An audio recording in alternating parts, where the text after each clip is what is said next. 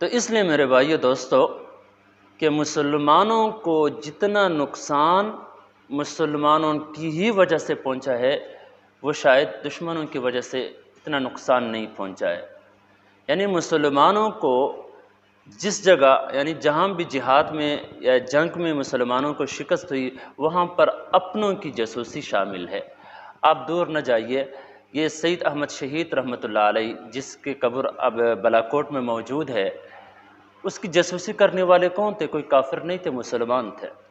تو اس لیے تو ہمیشہ غیر مسلم یا مسلمانوں کا روپ اختیار کر کے مسلمانوں کو دھوکہ دینے کی کوشش کرتے ہیں، یا مسلمانوں کے اندر ہی کسی بندے کو لالچ وغیرہ دے کر اپنے کام کے لیے استعمال میں لاتے ہیں۔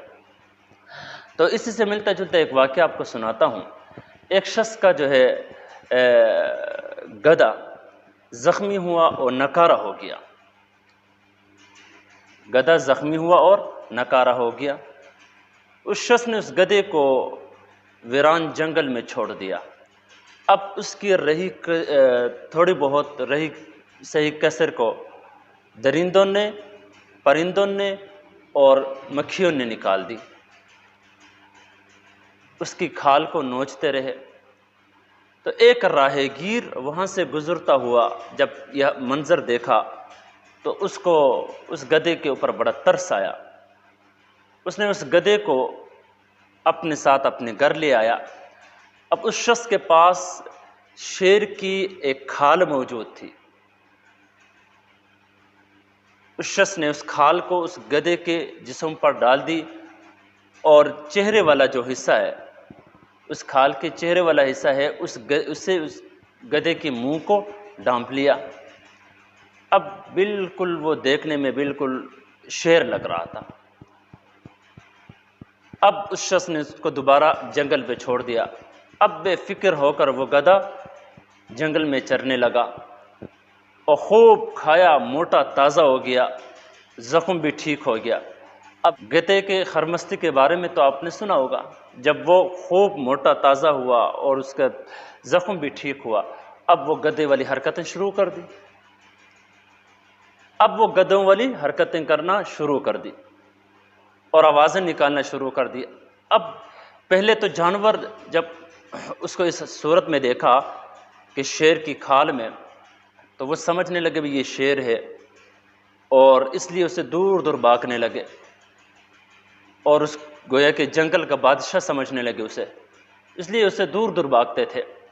جب یہ اپنے خرمستی کرنا شروع کر دی تو اب ان کو بھی پتہ چل گیا بھائی یہ کوئی دال میں کچھ کالا ہے۔ جب سارے جانور مل کر اس کے کھال کو اتارا، نقاب اسدی کو اتارا، تو دیکھا وہ تو گدھا ہے۔ پھر جانوروں نے اس کا صحیح برا حشر کر دیا۔ تو اس لیے میرے دوستوں، میرے بھائیوں، ہمیں اس درس قرآن میں ہم قرآن مجید کو سمجھیں گے تو یہ حالات یعنی غیر مسلموں کی ان حالات کا ہمیں علم ہوگا، وہ کس طرح مسلمانوں کو دھوکہ دیتے ہیں۔ تو اس لیے ہمارے لیے کیا ہے، آج کل بھی دشمنان اسلام ہمیشہ مسلمانوں کا روپ اختیار کر کے مسلمانوں کو دھوکہ دے رہے ہیں۔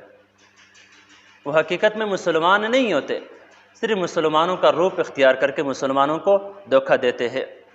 تو اس لیے مسلمانوں کو ہمیشہ ہوشیار رہنا چاہیے، قرآن سنت کو سمجھ کر رسول اللہ صلی اللہ علیہ وسلم کے طریقے اور صحابہ کرام کے نقش قدم پر چلتے ہوئے ہمیشہ آگے پیچھے دائیں بائیں دیکھ کر قدم اٹھانا چاہیے، ورنہ وہی ہوگا جو اس گدھے کے ساتھ ہوا ہے۔